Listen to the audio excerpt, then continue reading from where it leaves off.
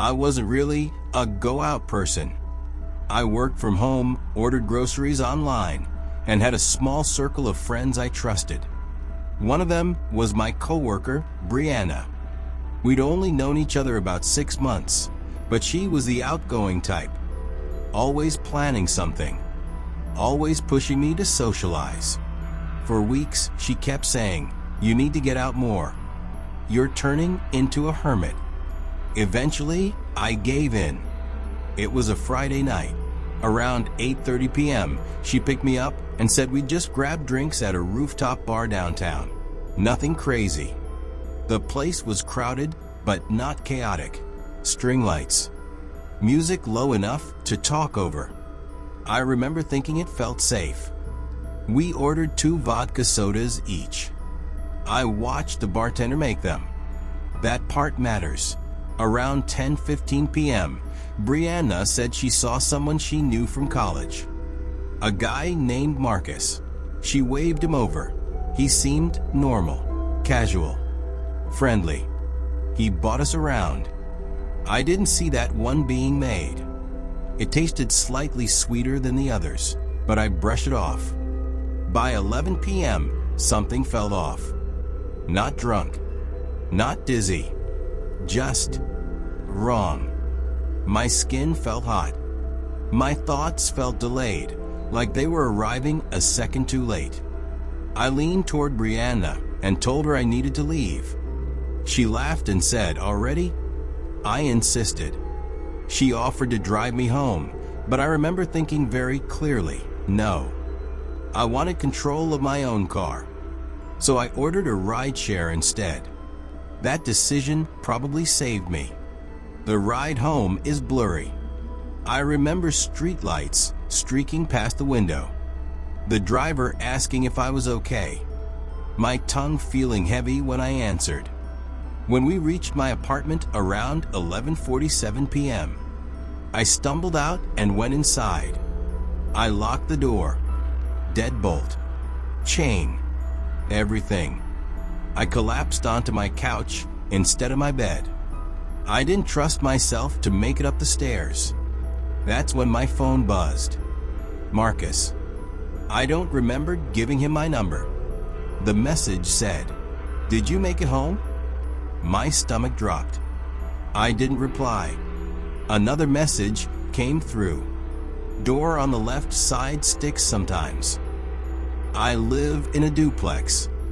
The left door is mine. I hadn't told him that. I forced myself to stay awake. Something in me knew sleeping would be a mistake. Around 12:30 a.m., I heard it. A soft metallic sound, like someone gently testing a handle. I froze. Another sound. This time, the faint scrape of the door. The chain rattled. Very slightly. I couldn't move. I couldn't even breathe properly. Then, a whisper of pressure against the door. Slow. Careful. Not someone knocking. Someone trying to be quiet. My phone buzzed again. "I think you forgot to lock it." I looked at the door. The deadbolt was still turned, but the handle was moving. Very slowly. Someone was testing it from the outside. Something snapped in me. Adrenaline cut through the fog. I grabbed my phone and dialed 911. The operator answered just as the handle jerked harder. Then stopped. Footsteps. Running. Police arrived within minutes. They searched the yard, the parking area, the street. Nothing. But when the officer examined my door, he pointed something out. The area around the handle was scratched. Fresh. Like someone had tried to force something thin inside. Then he looked at me and asked, "Did you know the person who did this?" I didn't answer, because my phone buzzed again. One last message. "You left too early." The next morning, I checked my rideshare receipt. The driver's dash cam footage was available through the app. In the background, for just a few seconds as I got out of the car, you can see another vehicle pulling in behind us. Headlights off. Engine running. The license plate was partially visible. Police traced it. It belonged to Marcus. Brianna called me that afternoon. She sounded confused, concerned. When I told her what happened, she went quiet. Then she said something that still bothers me. "I didn't think he'd actually follow you." I asked what she meant. She said, "He just thought you were cute." Like that explained everything. I never spoke to her again. The scratches on my door are still there. I never fix them. Sometimes when it's quiet at night, I'll stare at the handle and remember how slowly it moved. How patient he was. And how easily that night could have ended differently. If I had stayed for just one more drink. This happened in 2018 when I was living in Tempe, Arizona. I was 27 at the time, working night shifts at a hospital billing office. My sleep schedule was always messed up, so being awake past midnight wasn't unusual for me. Valentine's Day fell on a Wednesday that year. I wasn't dating anyone. I ordered Thai food around 9 p.m., watched TV, and planned to turn in early. At 12:52 a.m., my phone buzzed. It was from a guy named Eric. We had gone on 2 dates the previous month. Nothing serious. I told him I wasn't interested in continuing things, and he'd taken it calmly. Too calmly, now that I think about it. His message read, "Happy Valentine's Day. I'm nearby." I didn't respond. 5 minutes later, another message came in. I just wanted to drop something off. That made my stomach tighten. I hadn't given him my address. At 1:13 a.m., there was a knock at my door. Not aggressive, just steady. 3 slow knocks. I froze. My apartment was on the 2nd floor at the end of a breezeway. You couldn't just accidentally end up at my door. The knock came again. I walked quietly toward the door and checked the people. No one.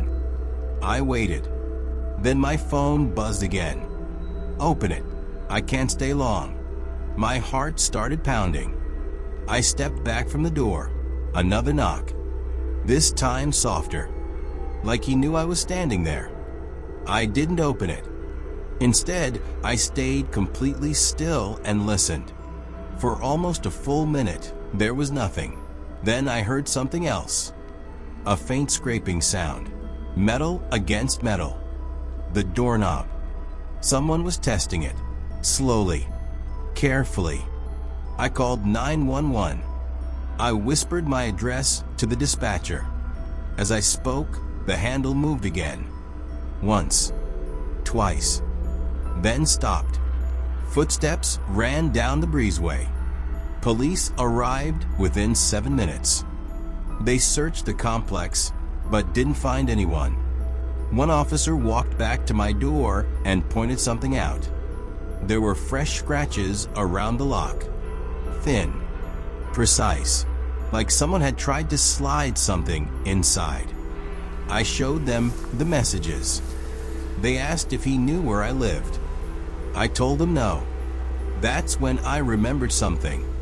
On our second date, I had paid with a food delivery app while we were at dinner. He had jokingly grabbed my phone and said, "Let me see your terrible food choices." He'd held it just long enough to see my saved addresses. At the time, I didn't think twice about it. The next morning, my downstairs neighbor knocked on my door.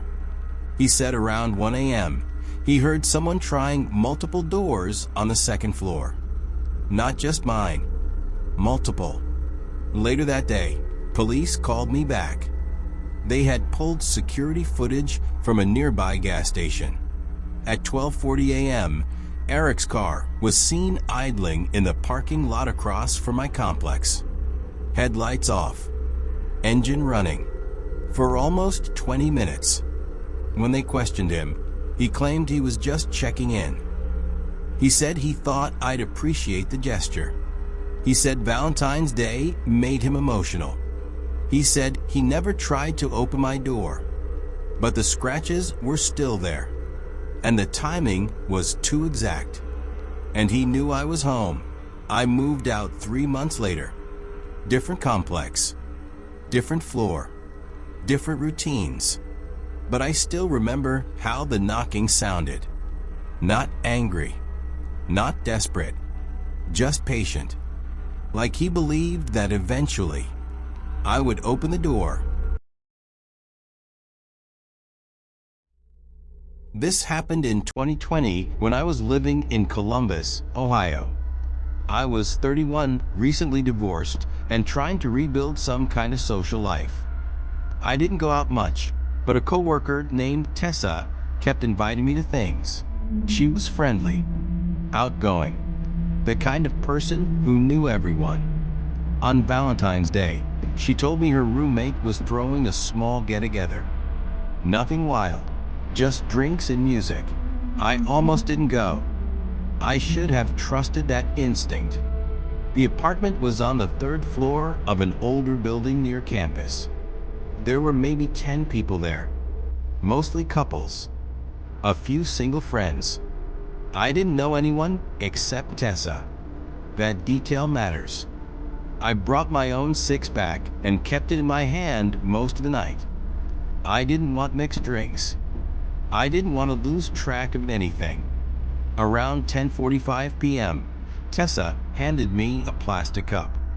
"Just try it," she said. "It's really good." I told her I was fine with my beer. She insisted. Not aggressively, just persistent. I took a small sip to get her off my back. It tasted overly sweet, artificial. I set it down on the kitchen counter and didn't touch it again. About 20 minutes later, something strange started happening. Not to me, to another girl. She had arrived late. I didn't catch her name. She was wearing a red sweater and kept checking her phone like she was waiting for someone. At first, she just looked tired. Then she looked confused. Then she looked scared. She kept asking where the bathroom was, even though someone had already shown her twice. Her speech slowed, her eyes unfocused. I remember looking at Tessa. She wasn't concerned. She was watching. Around 11:30 p.m., 2 guys I hadn't seen before came in from the balcony. They went straight to the girl in the red sweater. One of them said, "Hey, we'll help you downstairs." She didn't argue.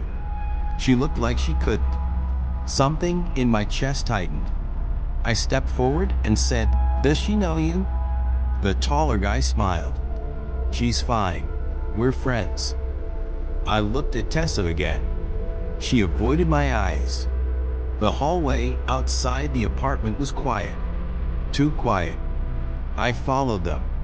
Not close enough to be obvious. Just enough to see. The girl's legs were barely moving on their own. They were holding most of her weight. When we reached the stairwell, she mumbled something I couldn't understand.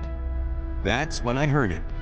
One of the guys said, under his breath, "She wasn't supposed to get that much." My skin went cold. I said loudly, "I'm calling an ambulance." Everything stopped. The taller guy turned toward me, his expression changing instantly. "Relax," he said. "She just drank too much." I already had my phone out. I started dialing. That's when Tessa grabbed my arm. Hard. "Don't make this a thing," she whispered. "Make what a thing?"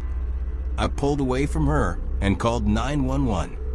The guys let go of the girl immediately. They set her down on the stairs like she was something fragile. Then they left. Not running, just walking quickly down the back exit. Police and paramedics arrived within minutes. The girl was barely conscious. They took her to the hospital. I gave a statement. So did Tessa. But her version was different. She said the girl brought her own drinks. She said I was overreacting. She said I misunderstood what I heard. 2 days later, I found out the girl had tested positive for a sedative.